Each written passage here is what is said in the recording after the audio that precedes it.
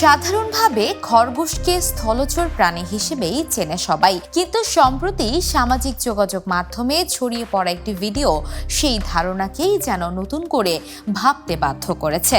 Viral হওয়া ভিডিওতে দেখা যায় একটি খরগোশ বালুচর থেকে ধীরে ধীরে পানিতে নেমে অনায়াসে সাঁতার কেটে দূরে চলে যাচ্ছে।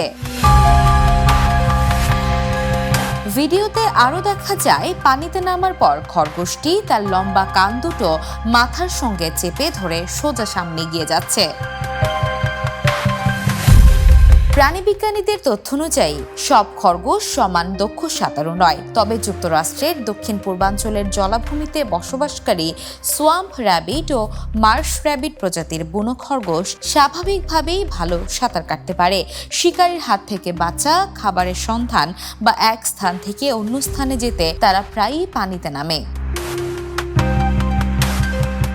অন্যদিকে গৃহপালিত খরগোশ প্রয়োজন হলে কিছুটা সাঁতার কাটতে পারলেও তাদের ইচ্ছাকৃতভাবে পানিতে নামা উচিত নয়। বিশেষজ্ঞদের মতে এতে তারা মানসিকভাবে চাপ, শরীর ঠান্ডা হয়ে যাওয়া কিংবা ডুবে যাওয়ার মতো ঝুঁকিতে পড়তে পারে।